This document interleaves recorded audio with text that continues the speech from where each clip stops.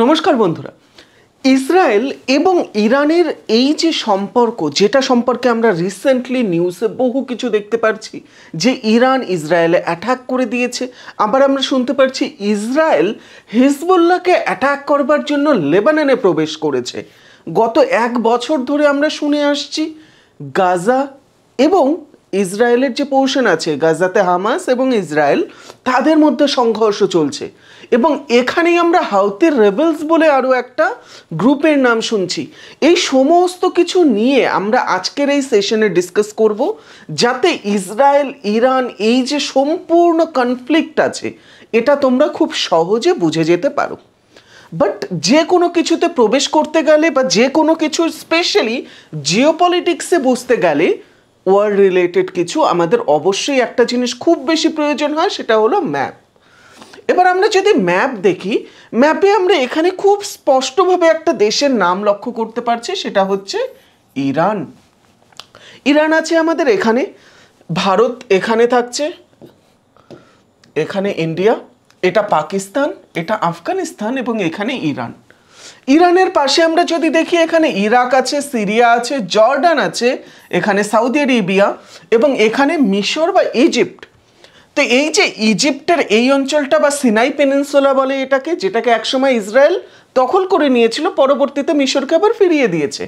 এবং এখানে জর্ডান, এখানে সিরিয়া এবং এখানে আমাদের এই যে দেশটা দেখতে পাচ্ছ এটা হচ্ছে লেবানন।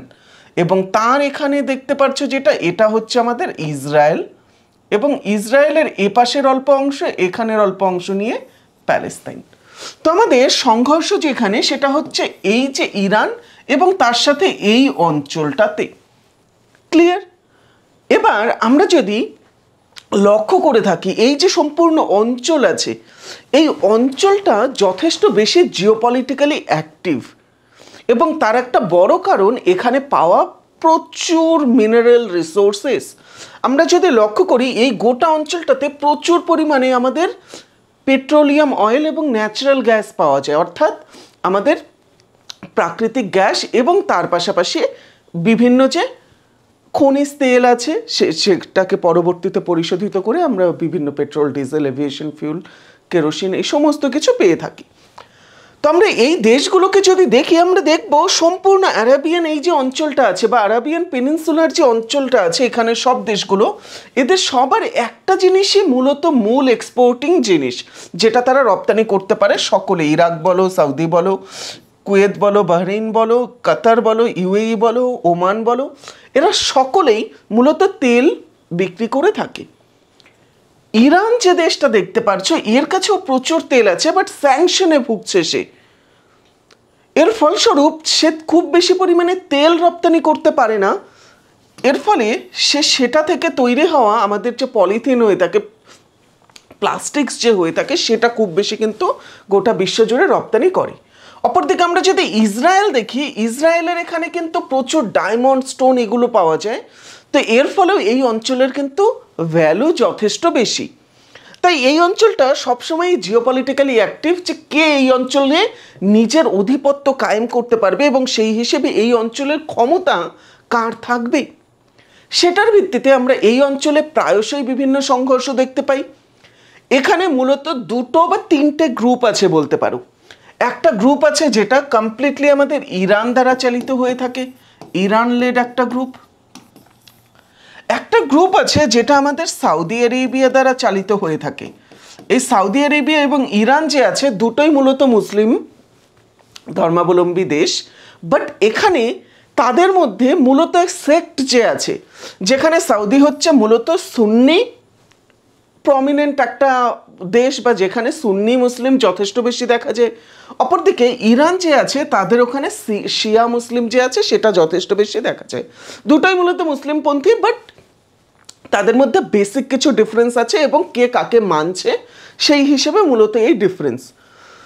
তোমরা যদি নর্মালি লক্ষ্য করে থাকো, ভারতের বেশিরভাগ মুসলিম যে আছে তারা হচ্ছে সুন্নি, বাট ইনফ্যাক্ট তুমি যদি কাশ্মীরেও দেখে থাকো, সেখানকার বেশিরভাগ মুসলিম হলো সুন্নি মুসলিম।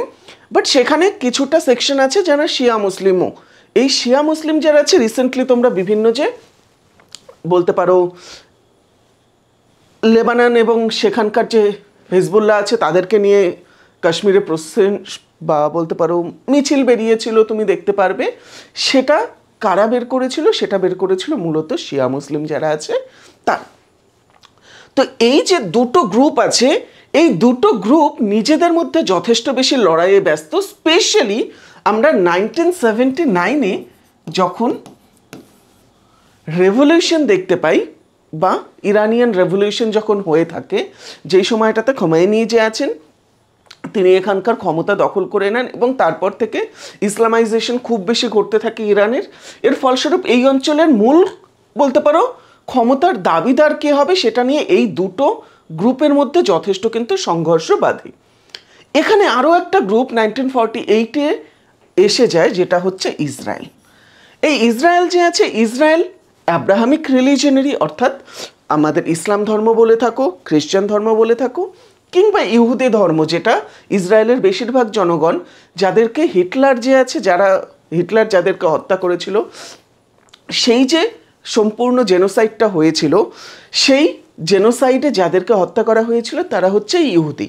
এই ইহুদিরা অনেক পূর্বে এখানেই বসবাস করতো এবং তাদের কোনো নির্দিষ্ট দেশ না থাকার দরুন পরবর্তীতে ব্রিটিশরা 1945-এর পর থেকে, ইনফ্যাক্ট 1938-এর পর থেকেই তাদেরকে ভীষণ রকমভাবে এখানে আনতে শুরু করে, এবং যার ফলস্বরূপ পরবর্তীতে এখানে একটা, এর পূর্বে দেশ ছিল প্যালেস্তাইন বলে, সেটার মাঝে ইসরায়েল রাষ্ট্র গঠন হয়।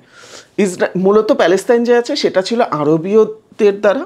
তো এটা মেইনলি একটা আরব এবং ইহুদি যে আছে বা ইসরায়েল যে আছে তার মধ্যে কনফ্লিক্ট, বাট আরবীয়দের ধর্ম যেহেতু ইসলাম, তাই পরবর্তীতে এটা কমপ্লিটলি ইসলাম ভার্সেস ইসরায়েল হয়ে আসে, যার ফলস্বরূপ আমরা 1967-73 অনেকগুলো যুদ্ধ কিন্তু কন্টিনিউয়াসলি দেখতে পাই ইসরায়েল এবং এই অঞ্চলের আরবীয় যে দেশগুলো আছে তাদের মধ্যে।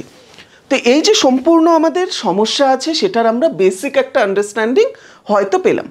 বাট এই আন্ডারস্ট্যান্ডিংয়ের ক্ষেত্রে ধর্মের যে বিষয়টা বললাম সেটাকে যদি আমরা দেখি, এখানে এই যে গ্রিন কালারে যেটা দেখতে পাচ্ছ, ডিপ গ্রিন, সেটা সম্পূর্ণ হচ্ছে সুন্নি মুসলিম বিশিষ্ট যে অঞ্চলগুলো আছে সেটা। তো মূলত ডিপ গ্রিন হলো সুন্নি মুসলিম বিশিষ্ট, এবং লাইট গ্রিন যেটা আছে বা অলিভ গ্রিন বলতে পারো, সেটা হচ্ছে আমাদের শিয়া মুসলিম বিশিষ্ট, যেটা আমরা ইরানে দেখতে পাচ্ছি খুব বেশি পরিমাণে আছে, এবং তার সাথে এখানে দেখতে পাচ্ছ অনেকটা আছে। ঠিক আছে, এটাতে পরে আমি আসছি। এই জায়গাটার নাম হলো ইয়েমেন। ইয়েমেনে ভীষণ যুদ্ধ চলছে। ঠিক আছে, একই রকমভাবে এখানে যদি আমরা দেখে থাকি, ইসরায়েলের এখানে তুমি দেখতে পাচ্ছ একটা পার্পল কালারে আছে। এই পার্পল কালারটা হলো মূলত জিউস বা ইহুদি যে আছে তারা। ওকে, তো এখানে মূলত ধর্মের ভিত্তিতে যথেষ্ট কিন্তু লড়াইয়ের একটা প্রবণতা আমরা লক্ষ্য করতে পারি। বাট এই যে লড়াই হয়ে থাকে সেটা আমরা যদি লাস্ট বছরগুলো ধরে কন্টিনিউয়াসলি যে চলছে সেটাকে যদি লক্ষ্য করে থাকি, আমরা দেখব ইরান কখনোই, বা সাউদিও এই ক্ষেত্রে কখনোই ডাইরেক্টলি কিন্তু এই ধরনের যুদ্ধগুলোতে যেত না। অবশ্যই ইরান ইরাকের যুদ্ধের ক্ষেত্রে একটা সমস্যা হয়েছিল, বাট তাছাড়া খুব বেশি ক্ষেত্রে কিন্তু তারা নিজেরা যুদ্ধে গিয়ে থাকে না। তো প্রশ্ন হচ্ছে, তারা নিজেরা যদি না গিয়ে থাকে তাহলে কাদেরকে দিয়ে যুদ্ধে করে থাকে? মূলত ইসরায়েল এবং সৌদি আরবিয়ার বিরুদ্ধে। তো আমরা লক্ষ্য করতে পারি এই ক্ষেত্রে যেই অঞ্চলগুলোতে শিয়া মুসলিম যথেষ্ট বেশি আছে, যেটা কিনা বলতে পারো ইরান যে আছে তারা, বা ইরান যে আছে সে নিজেকে সম্পূর্ণ বিশ্বের যে শিয়া মুসলিম আছে তাদের এক প্রকারে মূল যে তত্ত্বাবধায়ক আছে সেটা হিসেবে দেখাতে চায়, এবং সুন্নি মুসলিম যে আছে, সুন্নি মুসলিমের ক্ষেত্রে কোন দেশ মূল হয়ে থাকবে সেই হিসেবে সৌদি আরবিয়া এবং টার্কি যে আছে তার মধ্যে কিন্তু যথেষ্ট লড়াই চলে। মূলত টার্কি আগে এটা ছিল না, রেসেপ তাইয়িপ এরদোগান যে আছেন তিনি আসবার পর থেকে তিনি বলতে পারো এক প্রকারে খালিফা অফ সম্পূর্ণ যে ইসলাম কান্ট্রিজ আছে সেটা হতে চায়। বাট যেহেতু সৌদি আরব এখানকার যথেষ্ট একটা রিচ নেশন এবং তার পাশাপাশি মক্কা মদিনা দুটোই এখানে আছে, এর ফলস্বরূপ ন্যাচারাল একটা কন্টেন্ডার হিসেবে সৌদি উঠে আসে, এবং ইউএসের সাপোর্টে সৌদি কিন্তু সম্পূর্ণ মুসলিম যে এই অঞ্চলের দেশগুলো আছে তাদের এক প্রকারে এড হিসেবে আছে। তো এবার এই যে আমাদের ইরান আছে, ইরান জেনারেলি খুব বেশি কিন্তু সংঘর্ষে লিপ্ত হয় না সরাসরি, সে ইউজ করে তার প্রক্সিগুলোকে। প্রক্সি বলতে তার হয়ে যুদ্ধ করবার জন্য। তার হয়ে কারা যুদ্ধ করবে? মূলত সেই সকল গ্রুপগুলো যারা কিনা নিজেরা শিয়া বাট তারা সুন্নি দেশে আছে, এবং তারা মনে করে আমাদেরকে এই দেশে সমান ক্ষমতা দেওয়া হচ্ছে না, এই রকম কয়েকটা গ্রুপের মধ্যে তুমি এখানে ইয়েমেন দেখতে পারছো। ইয়েমেনে একটা গ্রুপ আছে যেটার নাম হাউতি রেবেলস বলা হয় সেটাকে। একই রকমভাবে ইসরায়েলের পাশে এখানে গাজা যে আছে, গাজার ওখানে একটা গ্রুপ আছে যার নাম হামাস। মূলত 2005 থেকে তারা খুব বেশি অ্যাক্টিভ, সেই সময়ে ভোটে জিতেছিল এবং তারপর থেকে কন্টিনিউয়াসলি সেখানে তারা আছে। এবং এর পাশাপাশি লেবানন যে আছে, লেবাননে মূলত এটা একটা খ্রিস্টান ধর্মের দেশ ছিল, পরবর্তীতে প্যালেস্তানিয়ানরা সেখানে পালিয়ে যাবার পরে সেটা ইসলাম বা সুন্নি ইসলামের একটা দেশ হয়ে যায়। পরবর্তীতে শিয়া মুসলিম যারা আছে তারা সেই অঞ্চলে যায় এবং যথেষ্ট বেশি তাদের পপুলেশন ইনক্রিজ হবার পরে সেখানে শিয়াদের সংখ্যাও বাড়ে, যার ফলস্বরূপ আমরা এই অঞ্চলে শিয়াদের নিয়ে একটা দল গঠন হতে দেখি যেটার নাম হিজবুল্লাহ। অর্থাৎ আমরা লক্ষ্য করতে পারছি এখানে ইরানের তিনটে যথেষ্ট বড় প্রক্সি আছে। একটা হচ্ছে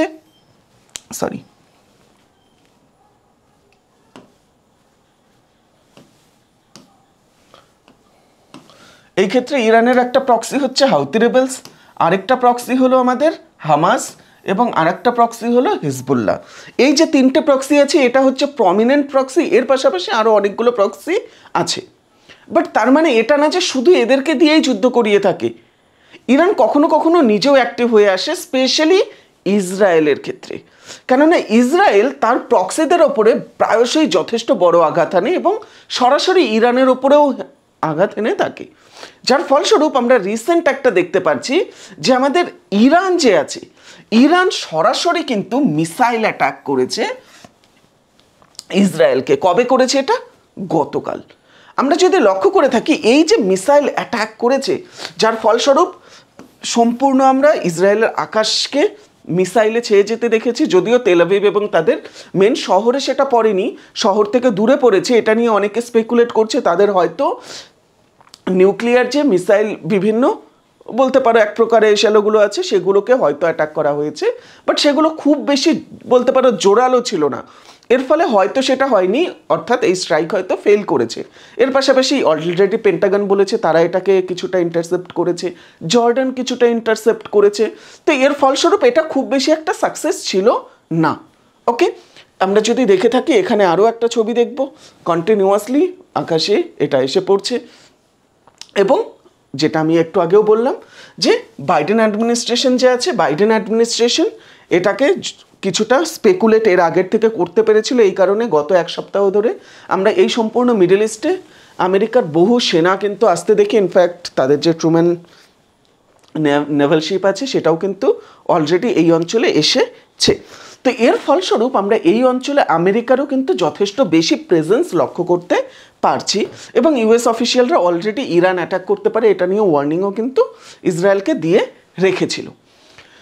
এবার শুধুমাত্র এই যে ইরান যে অ্যাটাক করছে, ইরান যে এই সমস্ত অঞ্চলগুলোকে নিজের বলতে পারো অধীনে নিয়ে এসে বা কিছু এখানে গ্রুপ তৈরি করে তাদেরকে নিজের অধীনে নিয়ে এসে তাদেরকে দিয়ে তার শত্রুদেরকে অ্যাটাক করাচ্ছে। যেরকম হাউতিকে দিয়ে তারা সৌদি আরেবিয়াকে প্রচুর অ্যাটাক করায়, তাদের অয়েল ফ্যাসিলিটিতেও অ্যাটাক করায়, যার ফলস্বরূপ হাউতিও যথেষ্ট বেশি সাপোর্ট করে ইরানকে। আমরা লক্ষ্য করতে পারছি এই যে ইরান যখন অ্যাটাক করলো ইসরায়েলকে সেটা নিয়ে হামাস যথেষ্ট খুশি হয়েছে। হামাস হচ্ছে গাজা, যাদের উপরে গত 7ই অক্টোবরে তারা যখন ইসরায়েলে ঢুকে প্রায় 1200 জনকে মেরে ফেলে, তারপরে তাদের ওখানে গ্রাউন্ড ইনভেশন করে সম্পূর্ণ গাজার যথেষ্ট ধ্বংস করে ইসরায়েল। তো সেই যে হামাস গোষ্ঠী আছে তারা বলে ইরানের এই যে মিসাইল স্ট্রাইক আছে এটা একটা হিরোইক অ্যাক্ট, এটা যথেষ্ট একটা হিরোইক ব্যাপার, ঠিক আছে। একই রকমভাবে আমরা যদি লক্ষ্য করে থাকি অন্যান্য যে তার প্রক্সি আছে তারাও কিন্তু এটাকে যথেষ্ট সাধুবাদ জানিয়েছে। এবার তার যদি প্রক্সিগুলোকে আমি জেনারেলি এখানে তোমাদেরকে দেখিয়ে থাকি তাহলে তোমরা লক্ষ্য করবে এই গোটা অঞ্চলে তাদের প্রক্সি কিন্তু ছড়িয়ে আছে। সর্বপ্রথম ইয়েমেন যে আছে, ইয়েমেনে হুতি রেবেলস তাদের আছে। এই হুতি রেবেলস এখানে সম্পূর্ণ এই অঞ্চলটা দখল করে এবং তারা প্রায়শই এই যে লোহিত সাগর আছে, এই যে এখানে আমরা লক্ষ্য করতে পারি আমাদের কিন্তু সুয়েজ ক্যানাল আছে, সেই সুয়েজ ক্যানালের এখান দিয়ে যখনই কোনো আমাদের কিছু গিয়ে থাকে এই যে হুতি রেবেলস আছে তারা কিন্তু এই অঞ্চল থেকে সরাসরি সেখানে আক্রমণ করে থাকে। ভারতের, পাকিস্তানের, আমেরিকার, ইসরায়েলের, জাপানের চীনের, প্রত্যেকটা দেশেরই কিন্তু নেভাল শিপকে অলরেডি অ্যাটাক করেছে গত 1 বছরে হুতি রেবেলসরা এখান থেকে। ঠিক আছে, এটা হচ্ছে তারা মেইনলি এই হুতি রেবেলসকে ইরান কাদের জন্য কাজে লাগায়? সৌদি আরেবিয়ার ক্ষেত্রে। সৌদি আরেবিয়া এর আগে এই হুতি রেবেলসকে এক প্রকারে আটকাবার জন্য আমেরিকা থেকে 116 বিলিয়নের টোটাল আর্মড অ্যান্ড অ্যামুনিশন কিনেছিল এবং তাদের সম্পূর্ণ দেশকে একদম ছাড়খাড় করে দেয় সৌদি আরেবিয়া, যার ফলস্বরূপ এই দেশের জনগণ ভীষণ রকমভাবে কিন্তু ক্ষুধার্ততায় ভুগছে। ইনফ্যাক্ট তাদের যে একমাত্র বন্দর আছে সৌদি আরেবিয়া, সেটাও কিন্তু ভেঙে দেয়, যার ফলস্বরূপ বিদেশ থেকে অন্যান্য খাবার এবং ইউনাইটেড নেশনসও তাদের হেল্প কিন্তু এখানে খুব বেশি পাঠাতে পারে না। দ্বিতীয় যেটা, সেটা হচ্ছে ইসরায়েলের এখানে এই যে বলতে পারো একটা ছোট্ট অঞ্চল আছে গাজা, যে অঞ্চলটা বা গাজা স্ট্রিপ, সেই গাজা স্ট্রিপের ওখানে থাকা সেই গাজা স্ট্রিপের ওখানে থাকা আমাদের হামাস, এবং তার পাশাপাশি এখানে লেবানন যে আছে, লেবাননে থাকা হিজবুল্লাহ। এই যে আমাদের অঞ্চলগুলো আছে, এই অঞ্চলগুলোতে যথেষ্ট বেশি পরিমাণে কিন্তু আমরা প্রক্সি লক্ষ্য করতে পারি ইরানের। এর পাশাপাশি ইরাকে প্রক্সি আছে, সিরিয়াতে প্রক্সি আছে, সমস্ত জায়গায় কিন্তু প্রক্সি আছে। বাট লেবাননের হিজবুল্লাহ সবচেয়ে বড় একটা প্রক্সি ছিল ইরানের, কেননা তার বর্ডার সরাসরি ইসরায়েলের সাথে আছে এবং তার সাথে হামাস তো এখানে আছেই। তো অর্থাৎ ইসরায়েলকে ট্যাকেল করবার জন্য এখান থেকে হামাস এবং এদিক থেকে হিজবুল্লাহ ছিল ইরানের কাছে, এবং সৌদিকে ট্যাকেল করবার জন্য এখান থেকে সরাসরি তাদের কাছে হুতি ছিল। তো এই যে আমাদের লক্ষ্য করতে পারছি আমাদের হিজবুল্লাহ, সেটা কিন্তু যথেষ্ট বড় একটা থ্রেট সম্পূর্ণ ইসরায়েলের জন্য। কেননা আমরা যদি লক্ষ্য করি লাস্ট 1 বছরে হিজবুল্লাহ এবং হামাস দুজনে মিলে বহুবার ইসরায়েলকে অ্যাটাক করেছে, যার ফলস্বরূপ ইসরায়েল তাদের এখান থেকে 10 কিলোমিটারের অঞ্চলের জায়গা এবং ওপর থেকে 25 কিলোমিটার অঞ্চলের জায়গা কিন্তু খালি করে দিতে বাধ্য হয়েছে, এবং সেখানকার জনগণরা তেল আবিব এবং তার আশেপাশের অঞ্চলগুলোতে এসে বসবাস করছে, এবং তাদের সম্পূর্ণ থাকা খাবার খরচ কিন্তু ইসরায়েলের সরকার দিচ্ছে, যার ফলস্বরূপ ইসরায়েল এটা থেকে খুব তাড়াতাড়ি রেহাই পেতে চাচ্ছে। এর ফলস্বরূপ এই যে দেশগুলো আছে বা এই যে অর্গানাইজেশনগুলো আছে, এদের অ্যাগেনস্টে কিন্তু খুব বেশিভাবে লড়তে ইচ্ছুক হলো ইসরায়েল, এবং সেটার মধ্যে সর্বপ্রথম শুরু হয় ইসরায়েল গাজা যুদ্ধ দিয়ে, যেটা কিনা আজ থেকে অ্যাপ্রক্সিমেটলি 1 বছর আগে, আজকে অক্টোবরের 2 তারিখ, আজ থেকে 1 বছর আগে অক্টোবরের 7 তারিখ নাগাদ হামাস কী করে, তাদের একটা স্টেডিয়ামে সরাসরি অ্যাটাক করে এবং তার পাশাপাশি সেখানে প্যারাগ্লাইড করে এসে সেখানে বহু জনগণকে কিন্তু সরাসরি মেরে ফেলে এবং অনেককে অ্যাবডাক্ট করে, যার ফলস্বরূপ আমরা লক্ষ্য করতে পারি ইসরায়েল সেখানে গ্রাউন্ড ইনভেশন করে এবং সেখানের পরে কয়েক হাজার জন কিন্তু সেখানে আমরা হামাসের মারা যেতে দেখেছি।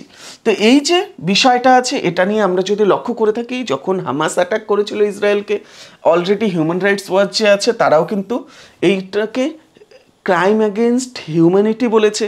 একই রকমভাবে আমরা যদি লক্ষ্য করে থাকি, ইউএসও কিন্তু যথেষ্ট সাপোর্ট করেছে, যার ফলস্বরূপ ইসরায়েল এয়ার এবং গ্রাউন্ড অ্যাটাক শুরু করেছিল, যার ফলস্বরূপ বহু মানুষ কিন্তু মারা গিয়েছিল হামাসের, এবং তার পাশাপাশি সাধারণ জনগণও অবশ্যই কোলাটেরাল ড্যামেজ এই ক্ষেত্রে হয়ে থাকে।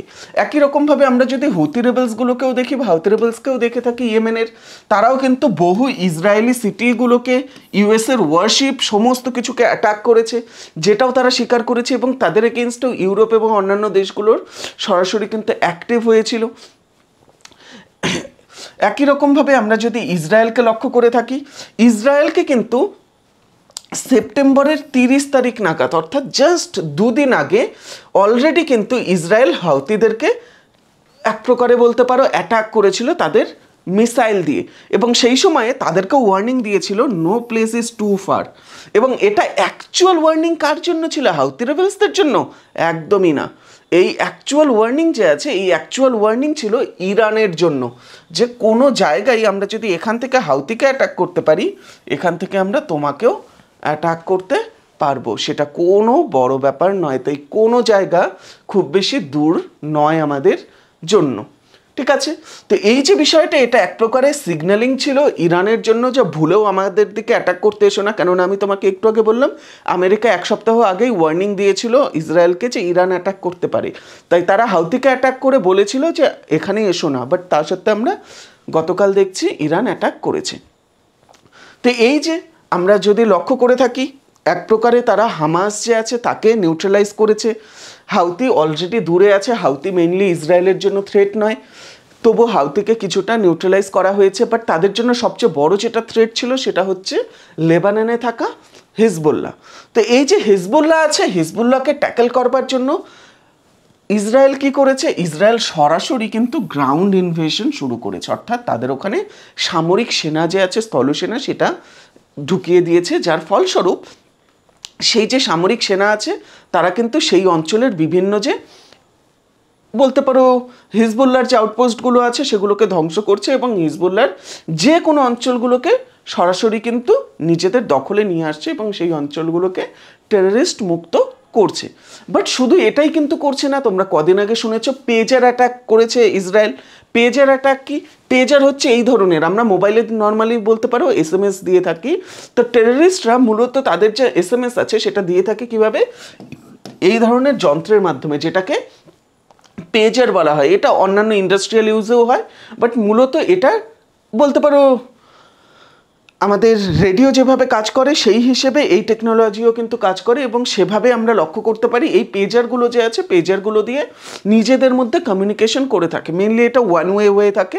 এই যে পেজার আছে, এই পেজারের ব্যাটারির মধ্যে ইসরায়েল কিন্তু বলতে পারো তাদের কিছু পরিমাণে বম যে আছে বা কিছু পরিমাণে সেখানে এক প্রকারে বারুদ যে আছে সেটা রেখে দেয় এবং তার পরবর্তীতে এটা মনে করা হয় যে সার্টেন কোনো সিগন্যালিংয়ের মাধ্যমে অথবা সফটওয়্যারের কোনো কিছুর মাধ্যমে সেটাকে ব্রাস্ট করা হয়। অলমোস্ট 3500 পেজের একসাথে কিন্তু ব্রাস্ট করে, কিছু জায়গায় 3000-এর কথা বলা হচ্ছে এবং এর ফলে অফিসিয়ালি অর্থাৎ হিজবুল্লাহর মতে অ্যাপ্রক্সিমেটলি 50 থেকে 75 জনের মতো মারা গিয়েছে, বাট আনঅফিসিয়ালি 650 জনের মতো মারা গিয়েছে এবং হাজারে হাজারে ব্যক্তি আইদার তাদের চোখ হারিয়েছে অথবা তারা ভীষণ খারাপ রকমভাবে ক্ষতিগ্রস্ত। অনেকের যেহেতু প্যান্টের পকেটেও ছিল পেজার, তাই প্রাইভেট পার্টসও অনেকের কিন্তু যথেষ্ট খারাপ রকমভাবে আঘাতপ্রাপ্ত হয়েছে। ইনফ্যাক্ট এই পেজার শুধুমাত্র আমরা যদি লক্ষ্য করে থাকি ছোটো মোটো টেররিস্ট যে আছে তারা ইউজ করে না, সম্পূর্ণ হিজবুল্লাহ, ইরান এবং তাদের নেটওয়ার্ক ইউজ করে থাকে। আমরা যদি ইরানের প্রেসিডেন্টকেও লক্ষ্য করে থাকি তার ক্ষেত্রেও আমরা দেখতে পাবো তিনিও যখনই যেখানে যান মোবাইল নিয়ে যান না, পেজার নিয়ে যান। তো সেই ক্ষেত্রে এটা কিন্তু যথেষ্ট খারাপ রকমভাবে ইনফিলট্রেট করেছিল তাদেরকে এবং এই ক্ষেত্রে হিজবুল্লাহকে খুব খারাপ রকমভাবে ইনফিলট্রেট করে তাদের এই পেজার অ্যাটাক করা হয়েছে। শুধু পেজার অ্যাটাক কি নয়, এর পাশাপাশি তাদের 27 জন আলাদা আলাদা আর্মির বিভিন্ন র্যাঙ্কিং অফিসারকে মেরে ফেলে এবং তাদের যে হেড আছে যিনি 1992 থেকে হিজবুল্লাহকে লিড করছিল সেই নাসারাল্লাহকেও কিন্তু সরাসরি বাংকার যে গাইডেড মিসাইলগুলো থাকে যেটার মাধ্যমে মাটির নিচে বাংকারগুলো যে আছে সেখানে গিয়ে বম সরাসরি আঘাত করে তাকে, এবং তিনি একটা মিটিংয়ে ছিলেন তো সেইখানে থাকা অন্যান্য যে লিডার আছে তাদেরকেও মেরে ফেলে। অর্থাৎ সহজভাবে বলতে গেলে হিজবুল্লাহকে হেডলেস করে দেওয়া হয়েছে। এবার হিজবুল্লাহ শুধুমাত্র আর্মি আছে যাদেরকে এবার গ্রাউন্ড ইনভেশনের মাধ্যমে ইসরায়েল কিন্তু সরাসরিভাবে শেষ করতে চাচ্ছে। তো এই যে ঘটনাটা এটা কিন্তু ইরানকে যথেষ্ট খারাপ রকমভাবে এক প্রকারে বলতে পারো প্রভোক করে, যার ফলস্বরূপ ইরান এই যে অ্যাটাক আছে এই অ্যাটাকটা কিন্তু করে থাকে। কেননা এই গ্রাউন্ড ইনভেশনের ফলে ইরানের সবচেয়ে বড় অ্যাসেট হিজবুল্লাহ যে আছে সেটাই কিন্তু সরে যাচ্ছে। তাহলে এরপরে ইরানের কাছে আর প্রক্সির জন্য কিছু থাকছে না, কেননা হামাসকে 1 বছরে প্রায় একদম কোমর ভেঙে দিয়েছে ইসরায়েল। এবার হিজবুল্লাহরও যদি কোমর ভেঙে যায় তাহলে ইরানের আর প্রক্সি থাকছে না ইসরায়েলের এগেনস্টে, যার ফলস্বরূপ ইরান কিন্তু এই কারণে আমরা লক্ষ্য করতে পারছি সরাসরি অ্যাটাক করছে। এবং এই ক্ষেত্রে আমরা যদি বিবিসির ক্ষেত্রে দেখি তাদের ওখানে বলা হচ্ছে ইসরায়েল এই যে বলতে পারো গ্রাউন্ড ইনভেশন করেছে যার ফলস্বরূপ সেখানকার জনগণ বিভিন্ন রকম কথা বলছে এবং তার মধ্যে একজন দ্য কান্ট্রি ইজ লস্ট বলছেন, অর্থাৎ সম্পূর্ণ দেশই যেন হারিয়ে গিয়েছে, দেশ যেন একদম ছিন্ন ভিন্ন হয়ে যাচ্ছে। এটা হচ্ছে লেবানন যে আছে সেটার অবস্থা। এই লেবাননে হিজবুল্লাহ যে আছে, হিজবুল্লাহ আছে এবং তাদের পলিটিক্যাল স্ট্রাকচারও যথেষ্ট কিন্তু শক্তিশালী এবং যথেষ্ট বেশি কিন্তু পাওয়ার রেখে থাকে হিজবুল্লাহ। বাট আমাদের আজকের মেইন যেটা ইস্যু সেটা হচ্ছে এই যে লেবানন যে আছে, লেবাননে অ্যাটাক যে করছে তার ফলস্বরূপ ডিসপ্লেসমেন্ট বিভিন্ন জায়গায় হচ্ছে, প্রচুর মানুষ বিভিন্ন দিকে যাচ্ছে এবং সেটা দ্বারা ট্রিগার্ড হয়ে ইরান যে আছে, ইরান যখন এই অ্যাটাক করলো আমরা লক্ষ্য করতে পারি ইউনাইটেড নেশনস যে আছে তার যে সেক্রেটারি জেনারেল অ্যান্টোনিও গুতেরেস তিনি কিন্তু কোনো রকম এই যে ইসরায়েলকে অ্যাটাক করেছে সেটা নিয়ে কিচ্ছু বলেনি। একই রকমভাবে হিজবুল্লাহ অ্যাটাক করেছে সেটা নিয়ে কিছু বলেনি। অক্টোবর 7 যে আছে সেই সময়ে যখন হামাস অ্যাটাক করেছিল সেটা নিয়ে কিছু বলেনি। এই সময়ে তিনি ইসরায়েল ভিজিট করতে চাচ্ছেন বিষয়টিকে ঠান্ডা করবার জন্য, এবং এটা নিয়ে ইসরায়েল জাস্ট কিছুক্ষণ আগে একটা বলতে পারো তাদের ফরেন মিনিস্টার যে আছেন তিনি বলেছেন যে অ্যান্টোনিও গুতেরেস যে আছেন তাকে ব্যান করা হলো ইসরায়েলে, তাকে ইসরায়েলের মাটিতে পা রাখতে দেওয়া হবে না। কেন? কেননা তিনি এই বিষয়গুলো নিয়ে ইসরায়েলের পক্ষে কিছু বলেনি। তো এই বিষয়টা কতটা ভালো কতটা খারাপ সেটা কমপ্লিটলি তোমাদের ওপরে, তোমরা যা ভাবছো সেটা কমেন্টে জানাতে পারো। বাকি আমরা যদি লক্ষ্য করে থাকি এই যে ইরান অ্যাটাক করলো যে ইসরায়েলকে, এবার অনেকে স্পেশালি ইন্ডিয়ান মিডিয়াগুলো বলছে যে তাহলে কি ইসরায়েল এবার নিউক্লিয়ার অ্যাটাক করবে ইরানের ওপরে? একদমই করবে না। মাথায় রাখবে এই সব কাণ্ডের জন্য নিউক্লিয়ার অ্যাটাক পৃথিবীতে কখনো হবে না, অ্যাটলিস্ট কোনো সেন্সিবল সুপার পাওয়ারের দ্বারা। বাট ইসরায়েল কি করতে পারে? ইসরায়েল করতে পারে যেটা, সেটা হচ্ছে ইরানের যে নিউক্লিয়ার ফ্যাসিলিটিগুলো আছে, ইরান নিজে নিউক্লিয়ার ওপেন বানানোর জন্য চেষ্টা করছে, তারা নিজে পারমাণবিক বম বানানোর চেষ্টা করছে, এবং সেই যে অঞ্চলগুলো আছে যেখানে ইরানের নিউক্লিয়ার ফ্যাসিলিটিসগুলো আছে সেই জায়গাগুলোকে কিন্তু বম করতে পারে, সে সিভিলিয়ান পারপাসে হোক, সে মিলিটারি পারপাসে হোক, সে রিসার্চ পারপাসে হোক, সমস্ত জায়গাগুলোকে কিন্তু অ্যাটাক করতে পারে, এবং এটার সম্ভাবনা কিন্তু ভীষণ রকম থাকছে। এবং এই অঞ্চলগুলো কিন্তু বহু জায়গায় আছে, এবং ইসরায়েলের এয়ারফোর্স স্পেশালি তাদের কাছে আমেরিকার সবচেয়ে ভালো যে বলতে পারো এক প্রকারে জেট আছে সেটা কিন্তু থাকছে। F-35 লাইটনিং যে আছে সেটা তাদের কাছে আছে, একই রকমভাবে F-22 র্যাপ্টার যে আছে সেটার সুবিধে তাদের কাছে আছে, একই রকমভাবে বিভিন্ন যে ড্রোনগুলো আছে, পৃথিবীতে দুটো দেশই আছে যারা খুব ভালো ড্রোন বিক্রি করে থাকে বা ড্রোন বানিয়ে থাকে, একটা হলো ইসরায়েল, দুই হলো ইউএসএ। এবং ইসরায়েল এবং ইউএসএ এই ক্ষেত্রে সবসময় কিন্তু একসাথেই থাকবে, স্পেশালি ইউএসএর ইলেকশনের জন্য। তো বিষয়টা যথেষ্ট জটিল, এবং মোস্ট প্রবাবলি আজকে অলরেডি যেহেতু ইসরায়েল বলেছে অ্যাটাক করবে, কিছু একটা তো করেই দেবে। বাট অবশ্যই এই বিষয়টা কিন্তু আগামী কয়েক বছরের জন্য সম্পূর্ণ মিডল ইস্টকে আবার উত্তপ্ত করে রাখলো। এই সম্পূর্ণ সেশন থেকে যদি তোমরা বিষয়টা বুঝতে পেরে থাকো অবশ্যই জানাবে, যদি বুঝতে না পেরে থাকো, যদি কোনো তোমাদের বুঝতে সমস্যা হয়ে থাকে অবশ্যই কমেন্ট সেকশন তোমাদের জন্য, তোমরা সেখানে কিন্তু বিষয়টা নিয়ে আলোচনা করতে পারো, এবং আমি তোমাদের যে কোনো প্রশ্নের সেখানে রিপ্লাই দিয়ে থাকবো। ধন্যবাদ।